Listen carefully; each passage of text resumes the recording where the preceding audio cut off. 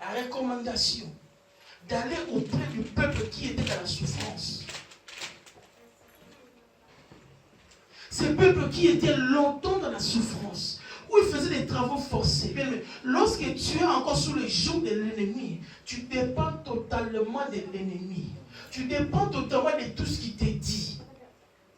Lorsque tu n'es pas encore affranchi, lorsque tu es encore, n'est-ce pas, assujetti pour une force négative, mais tout ce qui, même si tu n'as pas envie de faire la chose, tu le feras parce que tu dépends de la chose. Voilà pourquoi il dépendait, n'est-ce pas, de Pharaon en Égypte. Tout ce qu'il avait comme travaux forcés, il le faisait. Pourquoi? Il y avait une main-d'œuvre énorme. Lorsqu'ils sont rentrés en Égypte, mais ils ont fait des enfants. La communauté a grandi. Pour Pharaon, c'était quelque chose de bien, c'était un gain. Il les faisait faire des travaux forcés. Mais lorsque Dieu dit à Moïse, j'ai entendu la souffrance de mon peuple. Mais je vais dire à quelqu'un, la nuit peut durer, mais le jour finit toujours par s'élever.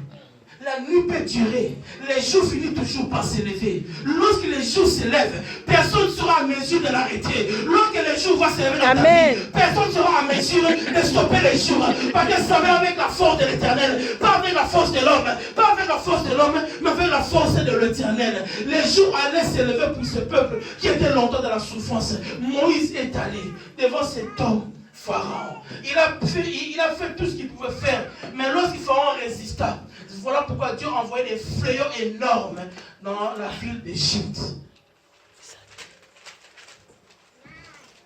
Et ce qui a poussé Pharaon à laisser partir ce peuple, lorsqu'il a frappé tous les nouveau-nés, tous les premiers-nés de l'Égypte, à commencer par l'enfant de Pharaon. Mais lorsque Dieu veut te faire sortir quelque part, il utilisera tous les moyens nécessaires pour te faire sortir. Il utilisera tous les moyens nécessaires pour te faire sortir, pour t'emmener à la lumière. Pharaon a autant résisté. Mais lorsque Dieu a commencé, n'est-ce pas, à multiplier, n'est-ce pas, oui, les offensifs, Pharaon, qu'est-ce qu'il a fait? Il a lâché. Voilà pourquoi, bien aimé, la Pâque, dans le temps ancien, la Bible nous dit, avant qu'il puisse sortir, la Bible, la nuit même, ils ont tué un agneau. Les sangs, ils ont mis dans le linteau de leur porte. Pourquoi l'agneau? Pourquoi l'agneau? Pourquoi on insiste beaucoup dans la Bible, on parle de l'agneau? Souvenez-vous Jean-Baptiste, lorsqu'il a vu Jésus, il a dit quoi? Voici l'agneau, voici l'agneau, voici l'agneau. Dans la Bible aussi, la Bible dit, ils ont tué un agneau. Ils ont mis les linteaux dans les portes. Lorsque l'ange de soi de la mort est passé, il a vu le signe, il est passé à côté. Dans l'Ancien Testament, lorsqu'on parle de l'agneau, c'est la préfiguration de Jésus. Lorsqu'on parle de l'agneau, c'est cette préfiguration de Christ. Christ, il était déjà à l'ombre, n'est-ce pas, de l'Ancien Testament. Il y était déjà. Voilà pourquoi on tue l'agneau. Parce que l'agneau a des caractères de Jésus, l'agneau. Il y a la douceur, il y a l'innocence, il y a, n'est-ce pas, la bonté, il y a la soumission dans l'agneau. Voilà pourquoi, lorsqu'ils ont fait cela, la Bible nous dit, Pharaon lui-même, il n'a pas résisté. Il est allé voir Moïse pour dire à Moïse, sortez de ma communauté.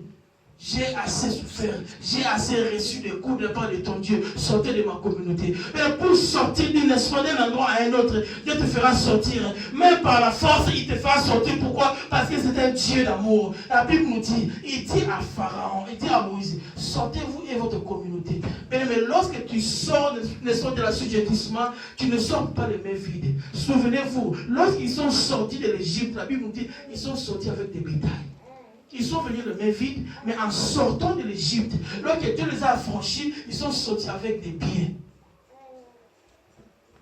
Alléluia. Amen. Nous disons que la Pâque, c'est de passer dans un état qui était négatif à un état positif. La Pâque, c'est sortir de la médiocrité pour un état de soi positif. La Pâque, c'est sortir d'une souffrance quelconque pour arriver à la joie parfaite de Dieu.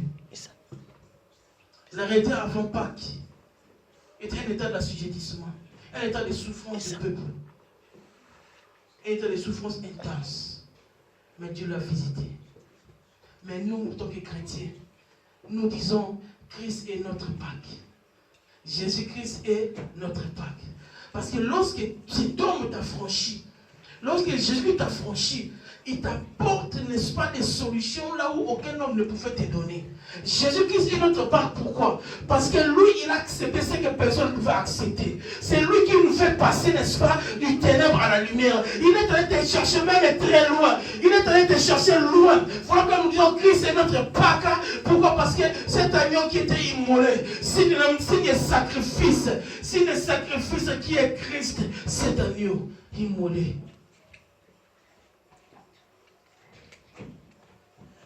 Un Corinthien, pour voir aujourd'hui notre Pâques qui est Christ. Car le chrétien célèbre à Pâques la crucifixion et la résurrection de Jésus-Christ selon l'évangile. L'épisode s'est déroulé au moment où, n'est-ce pas, de la Pâques juive, où nombreux étaient, les Juifs étaient en pèlerinage pour aller célébrer à Jérusalem cette époque de la Pâques de la sortie d'Espagne de l'Égypte. Dans le passage de Jésus-Christ, de la mort à la vie, symbolise notre Pâques.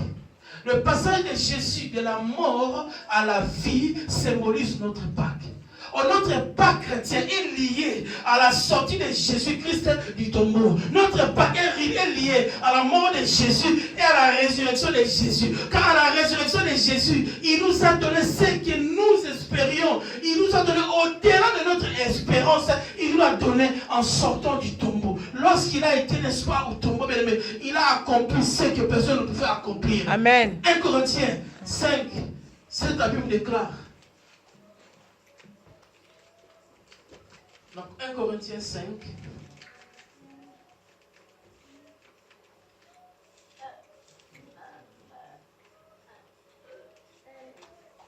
Car Jésus-Christ est réellement notre Pâques. Alléluia. Nous sommes à 1 Corinthiens 5. Cette Bible déclare: faites disparaître les vieux levains, afin que vous soyez une pâte nouvelle, puisque vous êtes sans levain. Christ, notre Pâques, a été immolé. Célébrons donc la fête, non avec le vieux levain, non avec un levain de malice et de méchanceté, mais avec le pain sans levain et la pureté et la vérité. Parole du Seigneur. Amen. Il nous fait savoir que Jésus-Christ, il est notre Pâques. Il a été immolé. Il nous a racheté, n'est-ce pas, de la guerre de ravisseur. Il nous a racheté pour nous introduire dans la lumière éternelle. Il dit Jésus-Christ est notre Pâques. Amen. Lorsqu'on lit le vieux levain, ça se purifie. Voilà pourquoi, lorsque c'est lui qui a compris réellement la Pâques, c'est lui qui fête la Pâques, c'est celui qui a compris que Jésus libéré par Jésus-Christ. Amen. C'est Jésus libéré parce que Christ, il est monté jusqu'à la croix. Il a accepté ce qui était difficile. Mais il t'a racheté de loin. Il t'a récupéré de loin. Voilà pourquoi, lorsque nous fêtons Pâques, nous sommes conscients que Jésus-Christ a payé un grand prix. Il nous a rachetés. Nous étions les esclaves. Mais lorsqu'on est assujettissement, on utilise ce terme beaucoup plus lorsqu'il y a un esclave. Lorsqu'il est assujetti, c'est un esclave. On lui rend sa liberté lorsqu'il est affranchi. Lorsqu'il est affranchi, on lui donne sa liberté. Christ nous a donné la liberté. Ça veut dire, toi qui es là, tu ne t'appartiens pas, tu appartiens à Christ. Amen.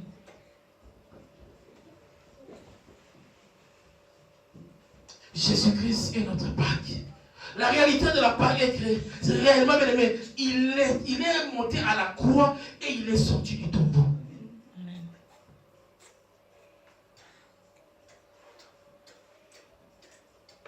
Alléluia. Amen. Voilà pourquoi dans Marc 16, 7 à 8, lorsque ces femmes sont allées au sépulcre, la Bible nous dit, ils ont vu cette pierre qui s'est roulée d'elle-même. Cette pierre qui était énorme, qui était grande. Mais la pierre, n'est-ce pas, a roulé. La pierre a roulé. Lorsqu'ils sont venus, ils ont vu que le tombeau était vide.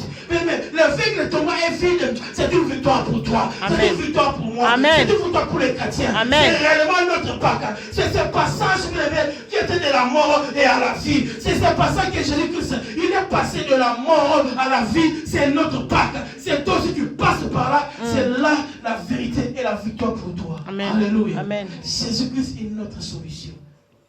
La Pâques nous a donné la solution.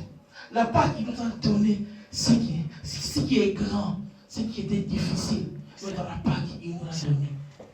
C'est une fête qui est énorme. Tant que chrétien. Alléluia. Voilà quoi, bien aimé. Je connais un homme.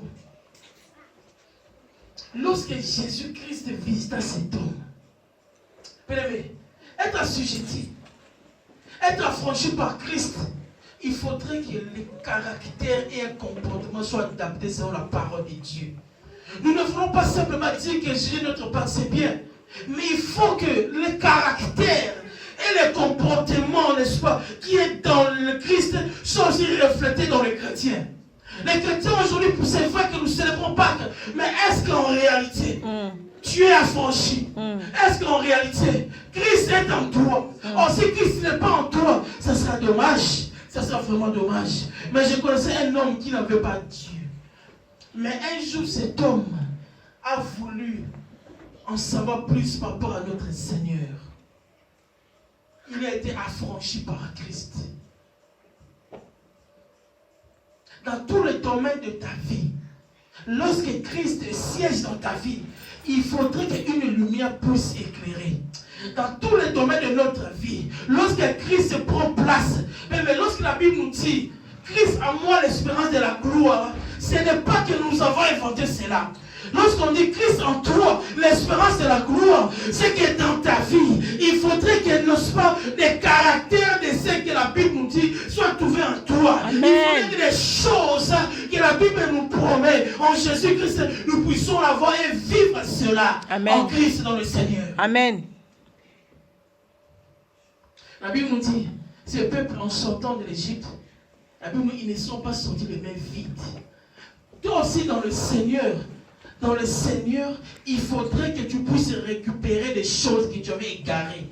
Dans le Seigneur, tu récupères les choses que tu avais égarées dans le Seigneur.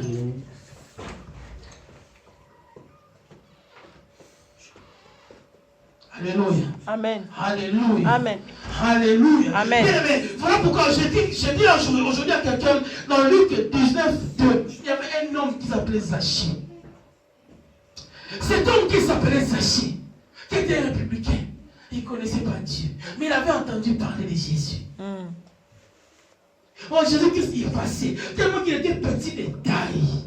La Bible nous dit, Jésus, n'est-ce pas, il voit ses yeux. Il voit cet homme qui était monté sur cet arbre, sur cet arbre sycomore. Cet homme qui avait la pensée, qui avait le désir de connaître Christ. Mais certaines choses, tu dois avoir le désir de connaître.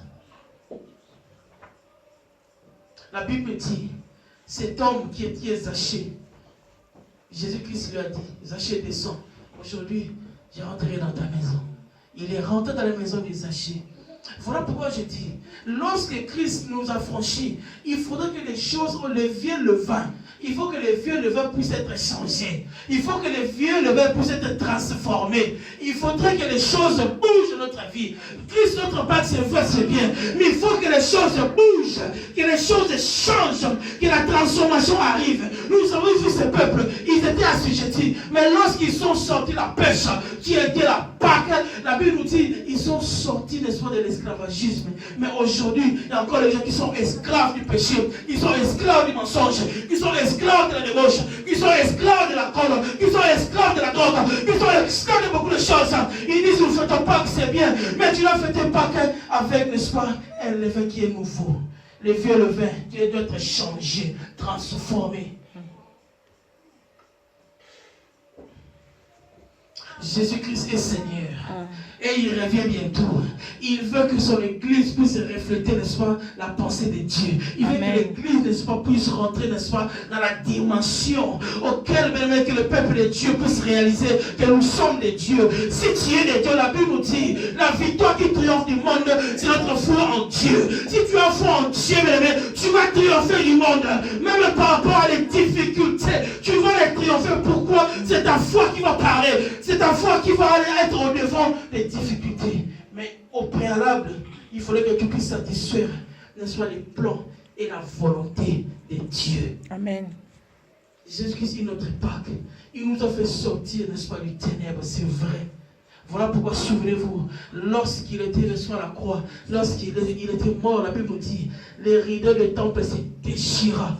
Les rideaux du temple se déchira. La Bible me dit encore, même certains morts se ressuscitèrent, d'autres morts, d'autres se sont ressuscités à la mort de Jésus-Christ. Ils sont rentrés en ville. Voilà pourquoi Jésus-Christ, il a une solution que le monde rejette, mais que l'Église doit proclamer, doit prêcher, doit montrer, n'est-ce pas? Malgré le monde refuse, n'est-ce pas, Jésus, mais nous continuons à prêcher Jésus-Christ qui est notre Père. Alléluia. Amen. Il est la solution de quiconque croit. Il est la solution de quiconque espère en lui. Cet homme Zachée, la Bible nous dit, que Jésus est rentré dans sa maison.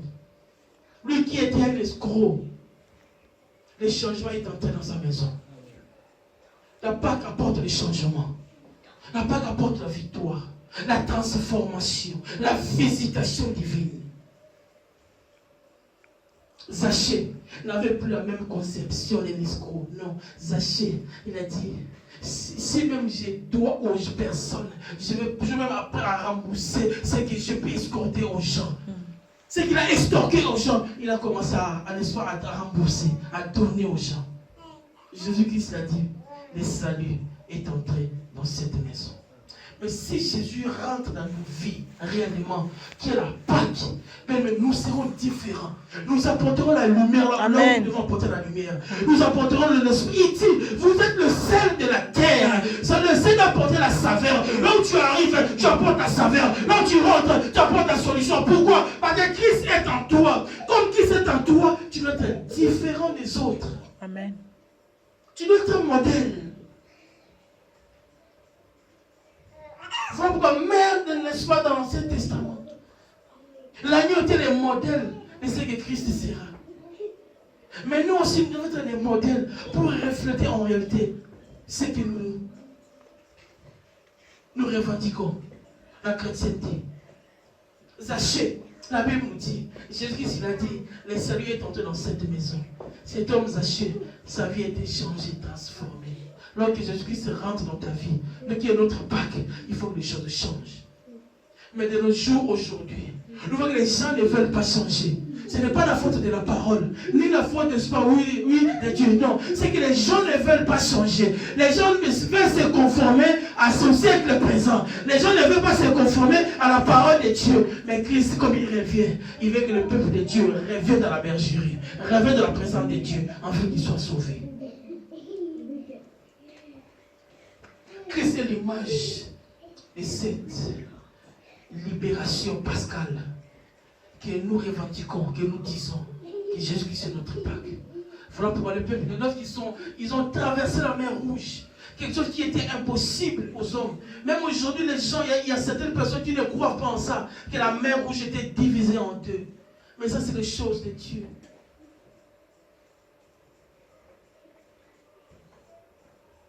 Ils sont sortis de l'Égypte. Toi aussi, tu es sorti de l'Égypte. Tu es sorti de l'esclavagisme, mais à travers Jésus-Christ de Nazareth.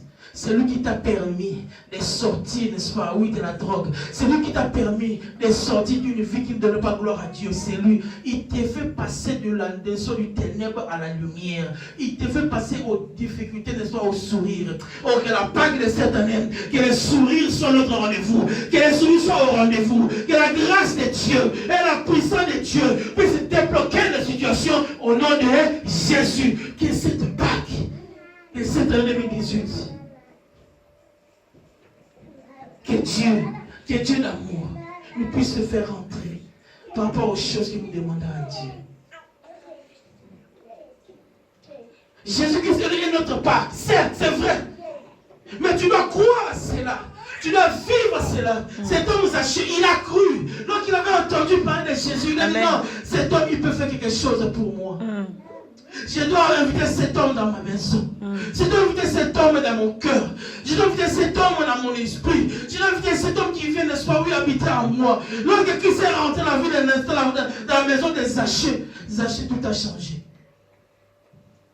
C'était plus la même personne. C'est un républicain qui était détesté par tous. Qui était un escroc. Une personne que les gens n'appréciaient pas. Mais il a été changé. Si Jésus-Christ s'est affranchi, la Bible nous dit réellement, tu seras libre. Et nous croyons que la Pâque, il nous a rendus libres. La mort de Jésus et la résurrection nous a rendus libres. Parce que notre dernier ennemi, c'était la mort. Mais comme lui, il a vaincu la mort, ah mon Dieu, il t'introduit le soir dans l'éternité. Comme lui, il a vaincu la mort. Notre dernier ennemi, c'était la mort. Comme lui, il a vaincu la mort, il te fait rentrer dans l'éternité avec lui. Il te fait rentrer sur de la victoire de lui. Tu es capable aujourd'hui de marcher sur le péché, de dire non au péché. De dire non au péché. Pourquoi? Parce que c'était le dernier ennemi. L'ennemi que Jésus-Christ sur la croix, il a vaincu. Il a vaincu la multitude. Il a vaincu les principautés. Il a dépouillé en triomphant d'elle par la croix. La croix est une puissance. La croix, la résurrection est notre passage du ténèbre à la lumière. Amen. Il est notre lumière. Bien-aimé, ne t'intrigue pas. Ne te traumatise pas. Toi simplement crois.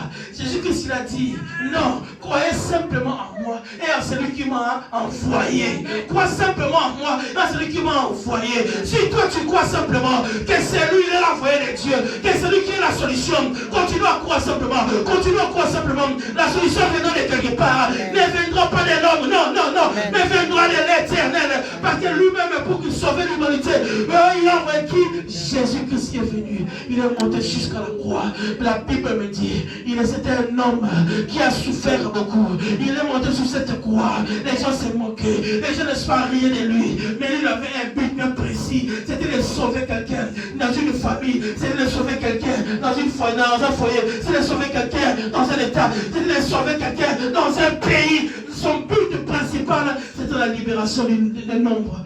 Un nombre aussi conséquent d'un peuple nombreux. Il n'a pas regardé la place qu'il avait au ciel. Mais il a accepté de descendre. Parce que le but, c'était de faire entrer la lumière dans la vie de plusieurs. Il dit dans Isaïe 60, lève-toi, sois éclairé. Alléluia. Il fallait que la lumière puisse entrer dans nos vies. La lumière puisse entrer dans ta maison. Je proclame cet après-midi que la lumière entre dans ta maison au nom de Jésus.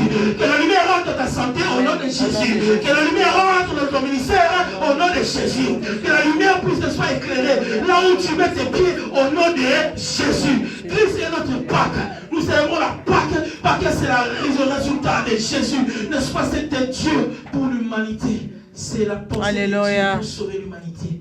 Christ est notre Pâque. Amen. Alléluia. Amen.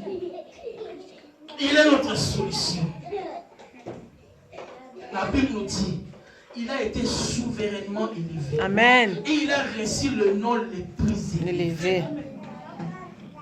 Il était souverainement élevé.